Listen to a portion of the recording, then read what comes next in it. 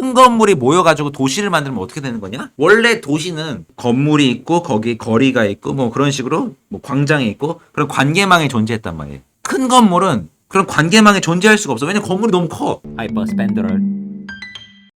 1편에서는 이제 쿠라스가 초반에 이 빅니스에 대한 어떤 기본 개념에 대한 설명을 했어요. 근데 이 부분들이 그때도 얘기했지만 딜리리스 뉴욕에서 나오는 개념기랑 굉장히 비슷한 부분이 많이 있거든요. 이미 자기가 얘기했던 거를 이제 재차 언급하고 있는 이유를 얘기를 해줘요. 자기가 사실 이 현상이 뉴욕에만 있을 줄 알았다는 거야. 건축을 하다 보니까 다른 데도 그렇다는 거야. 올드 월드, 유럽에도 있고, 다 다른 데도 있는 것 같다. 그래서 이것은 이 시대의 현상인 것 같아. 그래서 우리가 이걸 다시 정리해봐야 돼. 근데 이 와중에 유럽에서는 뭘 하고 있었냐? 뻘짓하고 있었다는 거야. 주구장창 메가스트럭처. 그놈의 메가스트럭처. 쿠라스가 메가스트럭 굉장히 싫어했거든요. 진짜 실제 큰 건물에 대한 개념을 회피하는 방식으로 얘기를 해요. 왜냐하면은 이 메가스트럭처는 모든 거를 이제 가능하게 하는 그런 거대 구조. 그러니까 이 구조 안에 막 이것저것 다 들어갈 수 있고 막 이게 막 모든 막 크레인이 왔다 갔다 하면서 가변적으로 바뀔 수도 있고 뭐 다 됐네. 그리고 심지어 그래서 이게 이 거대 구조는 도시를 맞먹는 건축이라고 상상을 했어요. 막 특히 막 아키그램이 막 이것저것 다 있잖아요. 막 걸어다니는 도시부터 시작해가지고 별의별 거 다 상상했었단 말이야. 그러니까 모든 건 다 1절만 해야 돼. 근데 쿠라스는 이게 안전한 큰 건물이라는 거야. 안전한 큰 건물이. 야, 이 표현도 정말 너무 적절한 표현이에요. 진짜 무슨 얘기냐면은 일단은 메가스트럭처는 건축가의 상상이라니까 존재한 적이 없어요. 아니 물론 뭐 메가스트럭처의 기준이 어디냐, 뭐 어디까지가 메가스트럭처냐, 뭐 그 논쟁은 있을 수 있겠지만 개념을 가지고 있는 메가스트럭처는 존재한 적이 없어요. 뭐 모시사프티의 헤비텟 67이나 벅미스터 플러의 지오데식 돔이 뭐 크게는 크지만 일부일 뿐이지 그 메가스트럭처의 그 전체적인 그 정신을 가지고 있는 건 아니잖아요. 자기네들 혼자 그냥 뭐 다 가능한다고 해봤자 상상 속에 존재하는 건데 그걸 뭘 자꾸 이렇게 논의를 하냐, 뭐 그런 이제 뭐 좀 현실적인 부분이 있고, 두 번째는 컨셉이라고 하더라도 메가스트럭처는 막 지금 막 크고 엄청나게 막 뭐 다 되는데 뭐 다 가능해, 다 쌉 가능. 근데 정녕 자기 자신의 어떤 부피나 그 크기, 거대함에 대해서는 전혀 논의가 없다는 거예요. 아니 그렇게 큰데 크기에 대한 얘기를 하나도 안 한다는 거야. 그런 걸 어디서 알 수 있느냐? 떠 있어. 항상 이 큰 건물은 대지에 떠 있다는 거야. 지금 여기도 보면은 땅에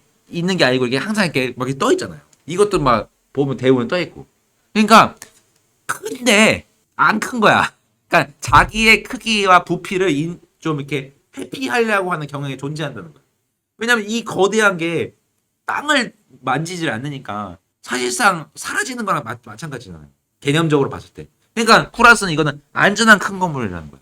근데 뉴욕에 있는 건물들 뭐야?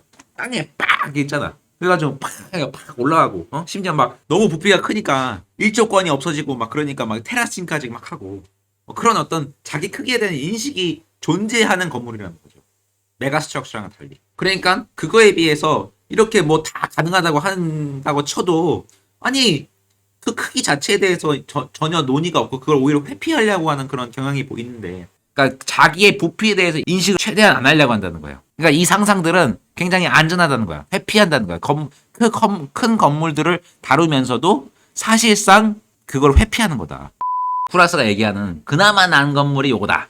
얘는 뭐 지어지고 그게 있지만, 근데 하지만 이것도 허세다. 큰 건물이지만 허세다. 왜냐하면은 큰 건물의 중요한 요소가 가변성이에요. 가변성. 이 건물도 가변성을 생각하고 만들어진 건물이에요. 이 평면을 보면은 구조와 모든 여러 가지 요소들이 밖으로 빠져나와 있어가지고 내부는 거대한 큰 실내 공간을 만들어요.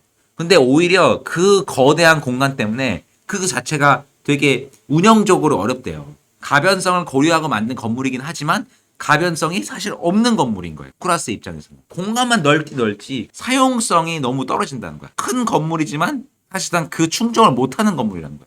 쿠라스가 메가스트럭처를 비판하는 거에 또 다른 부분이 뭐냐면은 분산화에 대한 개념이에요. 메가스트럭처를 보면은 막 그런 막 시스템이 존재하고 막 되게 복잡해 보이고 막 뭔가 해결이 될 것 같은데 결국에는 그냥 다 제자리가 있고 가변성이 없는 그런 상상 아니야? 이런 얘기를 하는 거예요. 무슨 말이냐? 예를 들어서 여기서 보면 가변성이 뭐냐면은, 그러니까 여기 있는 캡슐이 이쪽으로 갈 수도 있고 여기다 더 설치를 할 수도 있고, 필요 없으면 없앨 수도, 철거할 수도 있고 뭐 그런 가변성인 건 거예요. 궁극적으로 이 캡슐 안에서 일어나는 거는 결국에는 주거고 뭐 오피스고 사무실이고 그냥 우리가 알고 있는 그냥 전형적인 그런 프로그램이라는 거야. 무늬만 복잡하고 그냥 그 형태에 대한 복잡성, 형태의 가변성만 얘기하고 이 주구장창 얘기하고 있잖아. 이런 얘기를 하는 거죠. 그러니까 이거는 사실상 그냥 그만 좀 하자. 이런 얘기를 하는 거죠. 두 번째 이제 쿠라스가 비판하는 상대는 이제 비물질화, 건축의 행위는 이제 더 이상 필요 없다. 뭐 이런 거에 대한 이제 비판을 하는 건데 쉽게 말하면 탈건. 맨날에 빅터 휴거가 그랬잖아요. This will kill that. 이것이 죽을 것이다. 책이 건물을 죽일 것이다. 어차피 정보 공유의 목적이 건물이니까 책이 생기면은 건물도 필요 없을 거야. 이 논리 주장을 수백 년 동안 해온 거야. 이때도 했고. 그 건축 종말론자들 있잖아요. 항상 존재하는. 이제는 더 이상 건물이 필요 없다. 이제 디지털 시대가 만들어지고 막 그렇게 네트워크가 있으니까 이제 건물 없어질 거야. 우리는 이제 탈건하고 그런 거에 집중해야 돼. 요런 이제 파들이 있었던 거지. 대표적인 사례가 뭐 이런 거예요. 세드릭 프레스라고. 나 이 사람 되게 좋아하거든요. 근데 이 사람이 이제 뭐 여러 가지 구상을 했지만 되게 대표적인 게 이런 네트워크 다이어그램. 그냥 건물이 존재하는 것뿐만 아니라 건물과 네트워크, 이거의 유통 관계, 뭐 사람들이 어떻게 왔다 갔다 하고 이런 식으로 해서 이 건물을 보는 게 아니고 이 네트워크를 보는 거에 더 관심이 많았던 사람이에요. 근데 쿠라스가 얘기하는 거는 일리가 있다고 주장했지만 뉴욕을 보면은 이게 없는 게 아니고 이게 존재를 해도 큰 건물이 존재를 한다니까? 이제 이런 이제 답답한 마음을 얘기를 하는 거죠. 이게 있다고 건물이 없어지는 게 아니야. 이런 이제 주장인 거죠, 쿠라스는.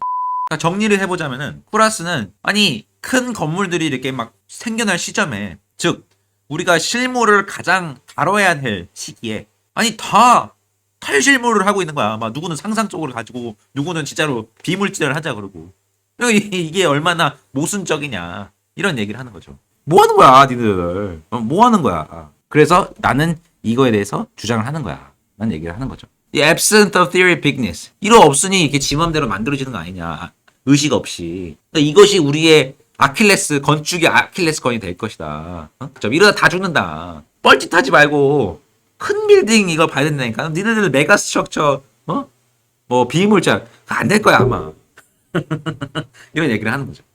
이 큰 건물이 무식하고 덩치만 큰 거라고 생각하지만 절대 무식하지 않다라고 이제 주장을 하는 거예요. 이 큰 건물은 통일감, 뭐 현실성, 집단 이런 거에 대한 새로운 개념을 제시를 할 수 있고 건축은 꼭 이거를 새로 제시를 해야지만 우리가 이 시대를 제대로 이해할 수 있다라는 얘기를 하는 겁니다.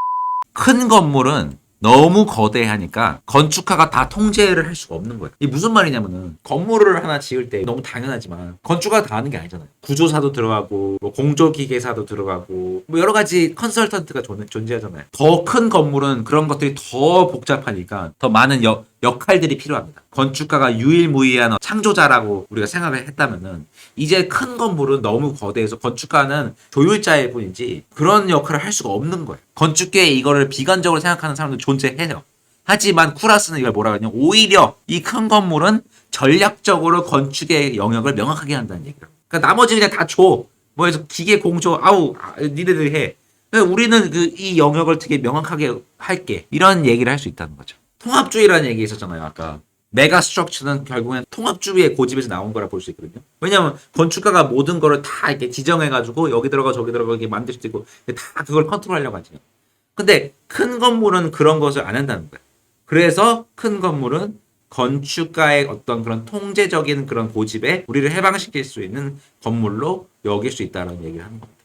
큰 거대한 건물을 만들기 위해서는 굉장히 많은 계산과 전략과 뭐 그런 질서들이 존재하는데 이 질서가 존재하는 이유는 결국엔 카오스를 만들려고 한다는 거예요. 이 말이 참 찰진 말인데 promiscuous가 무슨 뜻이냐면 뭔가 이렇게 뭐라고 설명해야 되지? 좀 이렇게 음란하다는 뜻이거든요. 음란하다. 그만큼 뭔가 서로 섞이고 서로 이렇게 서로 이렇게 짬뽕되고 프로그램들이 하나하나씩 따로따로 있는 게 아니고 서로 이렇게 막 믹스가 될 수 있는 시너지를 만들 수 있는 자유분방한 상태를 얘기하는 거예요. 그러니까 이 비그니스의 역설은 결국에 이렇게 막 우리가 틀을 만들고 뭐 질서를 만들지만 목적은 무질서를 만들기 위한 거다. 뭐 그런 거죠. 그래서 여기서 제일 중요한 거, 비그니스 제일 중요한 거는 contamination rather than purity. 서로 오염되고 짬뽕시키면서 새로운 가능성들을 만드는 거. 뭐 예를 들어서 뉴욕에서 나왔던 얘기 있잖아요. 이 건트 글러브는 입었는데 빨개 벗고 굴까 먹는 뭐 그런 상황.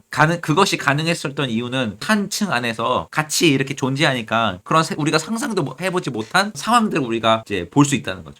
기본적인 이 비그니스의 아이디어는 근대 건축에서 주장해왔던 합리적인 상태로 모든 것이 다 분리돼 존재하는 그런 상황. 뭐 예를 들어서 사무실과 노는 공간이 따로 있다든지 일하는데 놀면 어떡하냐, 이거 섞이면 어떡하냐, 집중 안 되고 뭐 이런 거잖아요. 근데 쿠라스는 반대로 놀면서 일하는 그런 문화가 일어날 수도 있는 거 아니야? 이렇게 섞여가지고 뭐 새로운 영감이 떠올 수도 있는 거 아니야? 굉장히 컨템포러리한 발상을 애초에 시작하고 있었다. 핵심은 프로그램 연금술입니다. 프로그램을 있는 거를 가지고 그냥 가만히 놔두는 게 아니고 그냥 잘 배치만 하는 게 아니고 그것을 통해 가지고 새로운 거를 창출할 수 있는 가능성도 있다.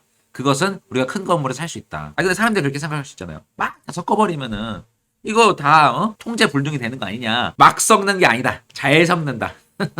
여기도 굉장히 찰떡 같은 비유를 쓰는데 plutonium rods that more or less immerse, dampen or promote nuclear reaction. 핵 발전소에 있는 플루토늄 봉처럼 통제가 가능하다는 거예요. 큰 건물을 우리가 디자인할 때 항상 이게 모든 게 막 다 뒤섞이는 게 아니고 이렇게 절제하는 그런 장치들을 만들 수 있다. 뭐 예를 들어서 아까 그 아틀레틱스 클럽 우리가 생각해 보면은 거기도 여러 가지 프로그램들이 존재하지만 거기에 궁극적으로 층이 존재하니까 내가 이게 막 짬뽕되는 건 아니잖아. 아까 우리가 폼피두 센터에서도 얘기했던 것처럼 쿠라스는 그냥 큰 건물에 모든 걸 냅다 섞자는 게 아니고 어떠한 블루프린트를 만들어서 우리가 원하는 방식으로 조절을 하면서 카오스를 우리가 수용할 수 있도록 그런 것을 지향하는 것이 큰 건물이다 라는 얘기를 하는 거죠. 건축에서 가변성을 수용하는 방식이다. 왜냐하면 예전에는 건축에서는 모든 걸 통제하려고 했으니까 여기 이거 있고 이거 여기 있고 여기 있고 이게 막 헤쳐지는 순간 건축이 제 기능을 못한다고 생각했는데 뭐 예를 들어서 근대 건축에서 기능들은 분리돼야 되는데 이게 기능이 분리되지 않는 순간 더 이상 기능하지 못한다고 생각하는데 여기서는 그런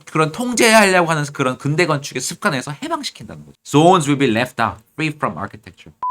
자, 마지막으로 큰 건물이 모여가지고 도시를 만들면 어떻게 되는 거냐? 라는 얘기를 해요. 원래 도시는 건물이 있고 거기 거리가 있고 뭐 그런 식으로 뭐 광장이 있고 그런 관계망이 존재했단 말이에요. 큰 건물은 그런 관계망이 존재할 수가 없어. 왜냐면 건물이 너무 커. 예를 들어서 뭐 뉴욕도 그렇잖아. 그냥 그리드잖아, 그리드. 이것이 정말 거리에 어떤 관계망이 있는 거지 아니면 그냥 이 큰 블럭들이 남은 다음에 남은 길이 되는 건지. 그러니까 즉 이 큰 건물의 도시는 큰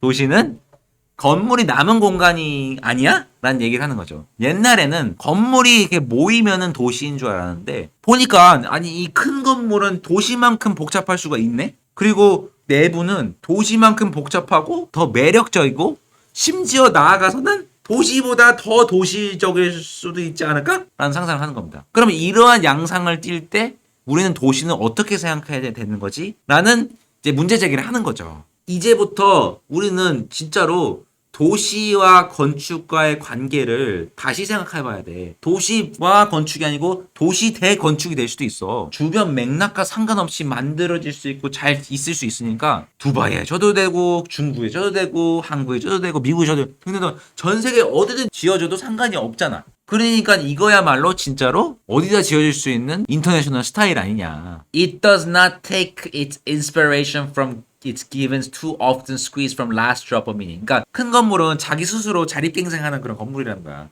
막 주변 맥락을 자기 막 생각하면서 나의 어떤 존재성을 막 만들려고 하지 않고 지 혼자 자립갱생해가지고 실내에서 모든 걸 충족한다는 거야. 어떻게 보면은 큰 건물은 크긴 크지만 굉장히 겸손한 애다. 뭐 이런 얘기를 하는 거죠.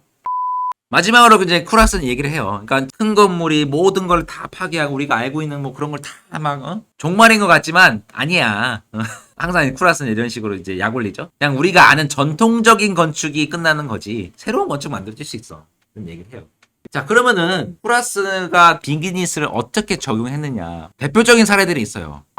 이 쿠라스가 이 비그니스라는 개념을 규명하면서 어떻게 자기 건물에 적용시켰냐 이런 이제 궁금증이 생길 수 있잖아요. 그럼 예를 들어서 뭐 이런 거잖아요. 모든 건물을 다 크게 만드나 뭐 이런 생각을 할 수도 있는데 그건 아니에요 사실. 드럴 하이퍼스펜드럴 What? 드럴 하이퍼스펜드럴 What? 건축 예 패션 예 기념품 예 하이퍼스펜드럴